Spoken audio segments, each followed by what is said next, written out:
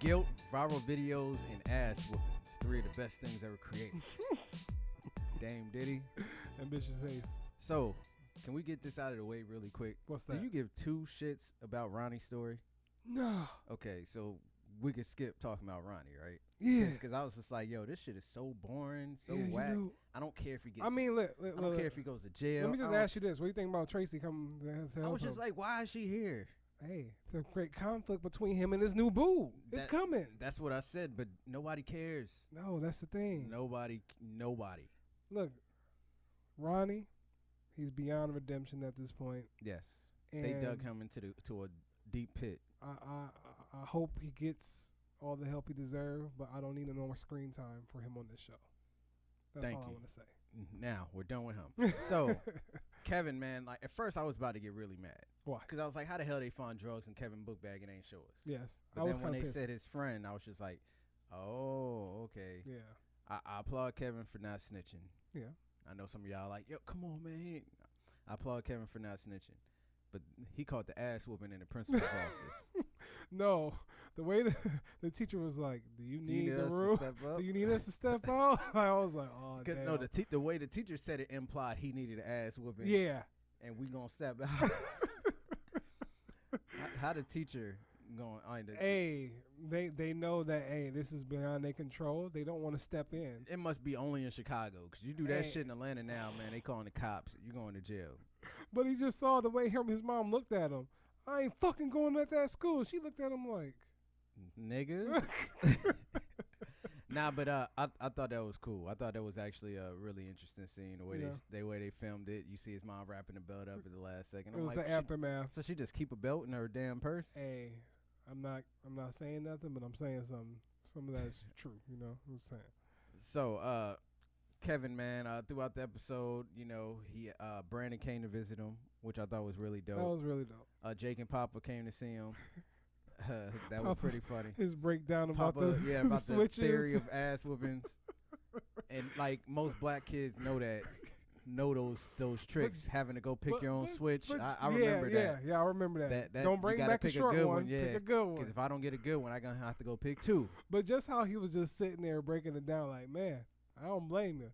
I know about it. Like my friend got his ass whooped by an extension cord. Now I never got that. Oh gosh. But he got that in front of everybody. Oh gosh. So it's so sad to think about this.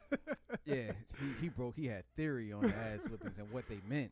But yeah, it was pretty cool seeing Brandon come, because like just how they've been developing their whole relationship this whole season. It was cool for him to come, to give her some perspective, from a manly perspective and everything.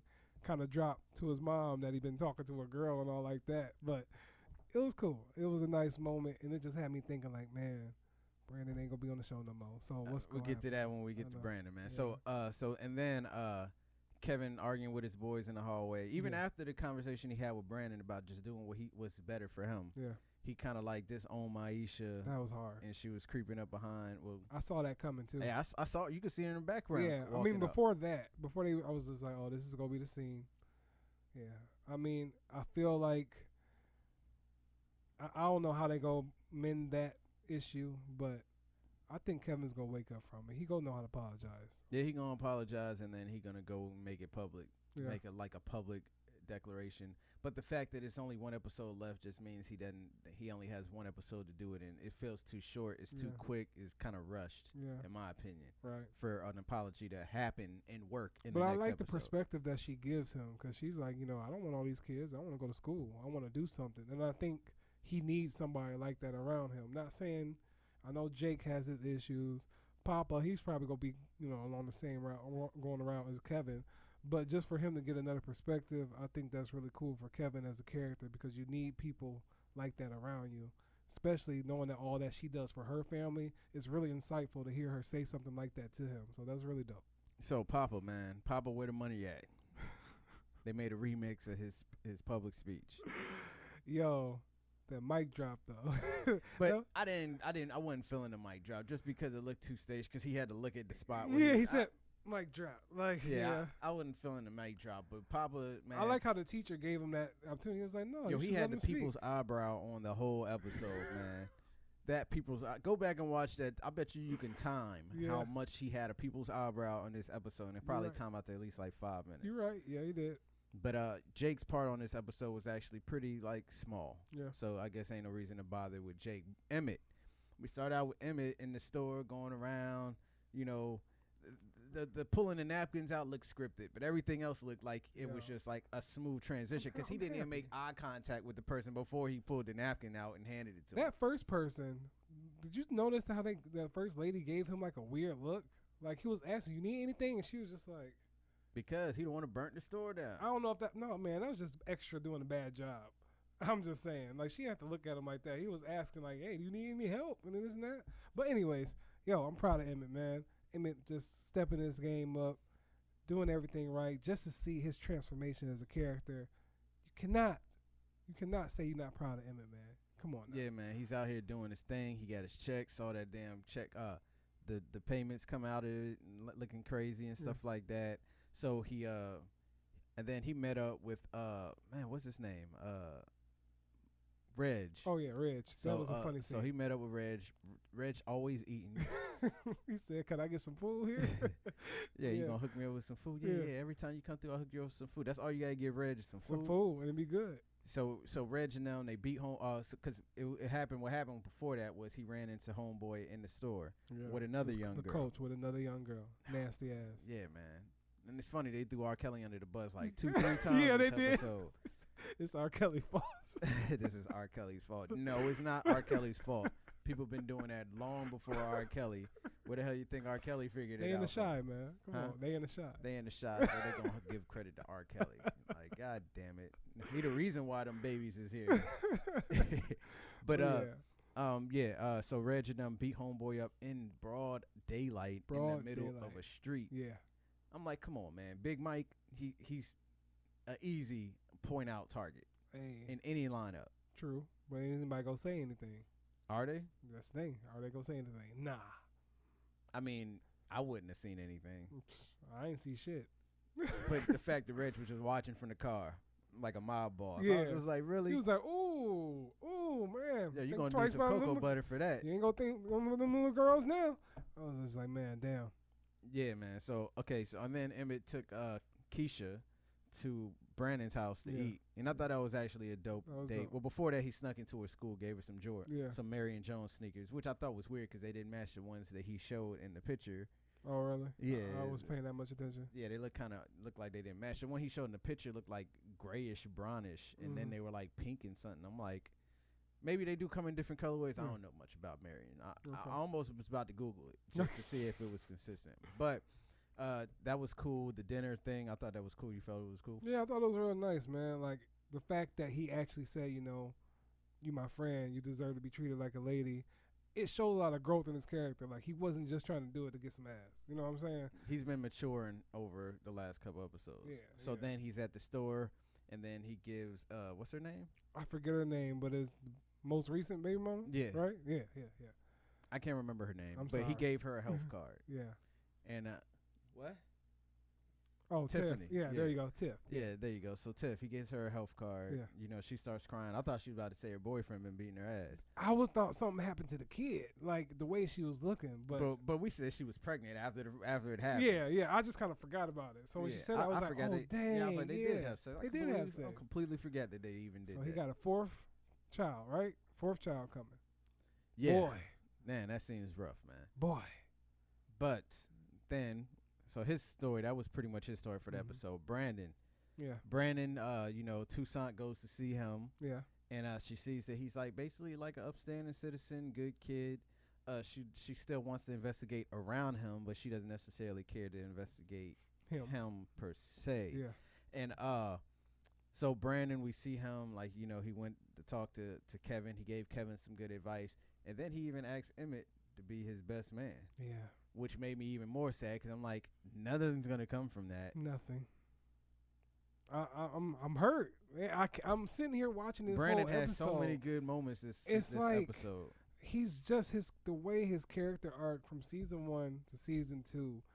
You just can't help but cheer for the guy, and it's just like to know that next week's episode is going to be the last time we see him. depending on how they film the season and everything. Forever, ever? It's like, how are they going to end this character? And I don't know. I think they're trying to set him up to either take a fall or they go try to use him to get to Doodah. But I don't know. And we got to talk about Toussaint, too. Yeah, so Toussaint, because, I mean, that was pretty much Brandon's arc for the episode. So Toussaint, after she went to see Brandon, you know, she went and spoke with Detective Cruz. They're working together. Yep. They start putting things together about the 69th Street mob being involved in everything. Yeah. And she went to go see Doodah. Yep. And Doodah was kind of like, you know, I'm looking out for my people, helping them get out. And then she, you know, she asked them a tough question. Like, are y'all, you know, running people out of the houses so y'all can sell them? Yeah. You know 100% sure that Doodah got her son beat up in jail. Because she was saying that the commissary was the only thing keeping the people off of him. Yep. And man, and the bad part is you see that in the hate not when they see us too. Because he was giving the police stuff so that the police would stop people from whooping his ass. Man. But anyway, you see it. You see that that's like a common trend within jail. So he's basically paying people to stop from whooping his ass, and apparently that happens in jails a lot. So Toussaint looked like she took it hard. So do you think Toussaint's gonna let all of this slide? Hell no. She gonna do something, and I think the first person she go to is Brandon's character. You think so? And because she's gonna want. What I think is either Brandon's going to either taking a fall or to go give Brandon like a deal. Do something to help us get him and all like that. That's what I feel like it's going to head to. And Brandon's going to be in between, you know, he got all this stuff for this business or risk his life trying to set Doodah up. So I think that's what it's going to lead to. But will they be able to tackle that all in one episode is the question. Are we going to be left with a cliffhanger? And then next season is going to be like, oh, this is what happened, because I feel like somebody's going to have to acknowledge it. Yeah, it's going to be like, well, you know what happened. We had to. Oh yeah, you know Brandon's in jail. Yeah, something like that for life. Exactly. And people going to be like, huh? So they're going to have to either do that. I mean, it's going to be a lot of chopping that they're going to have to. I have no doubt that they can come back from it, but I expect the first episodes of season 3 to be hella awkward. Because of the shakeup in the cast and everything like that. Yeah, they're definitely going to have to introduce some new cast members. Kevin's going to have to take a bigger role. Papa and Jake are going to have to take a bigger role. And Emmett has a move to the star of the show. And y'all have to stop giving Ronnie screen time. Nobody cares. I don't even want to talk about him and Cruz. I mean, what can Ronnie do after this season? Nothing. Really? He can't do nothing. Either he can fuck up or try to come out of it, but either way, I don't care. Because they haven't even been utilizing Common's character. We only seen him like one episode this season, and I thought that was going to be like, you know, the head of his redemption arc. Common always reminded him, hey, you can do this, you can do that, but we only seen him one episode. Don't care. So that's what I'm saying. I don't care about nobody that's connected to Ronnie. But I'm saying they haven't made a useful of their resources around Ronnie. They've just been focused on Ronnie, his grandma, Jada, and Tracy. I want them to start using Jada back being connected to just Emmett, because I don't want her connected to Ronnie. I hope that's awkward. The thing. Hopefully next episode she catches him and Tracy and she's like, oh, F you or something like that. She already said F you. Well, I'm just saying more on it, like just more to the fact like I don't need to be with you. I shouldn't have been with you in the first place. So how you feel about the episode overall? Oh, I thought the episode was great. It was balanced. Everything, you know, is getting to the point where it needs to be wrapped up. It's just, you know, with the unfortunate news surrounding Jason Mitchell's character, we're just not sure what it's going to lead to. I think the season, you know, I had like a lot of gripes in Ryan's character, but in terms of I thought it was going to be the main focus, it hasn't, and just been like, you know, a backdoor side story, which I just think that's the only thing they need to get rid of. Other than that, the season has been progressing very, very great.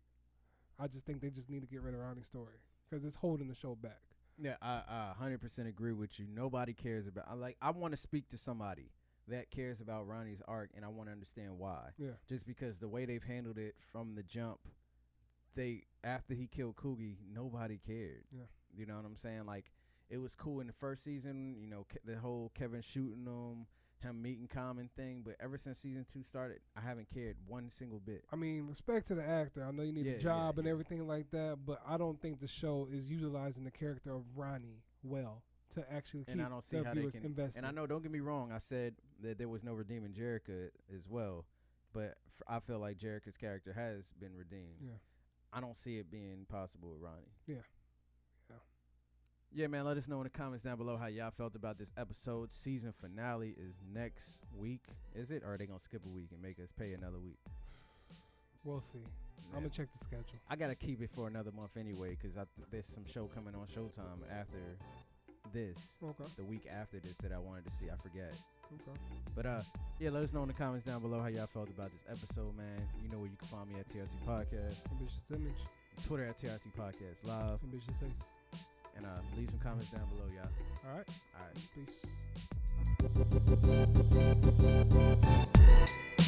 Peace.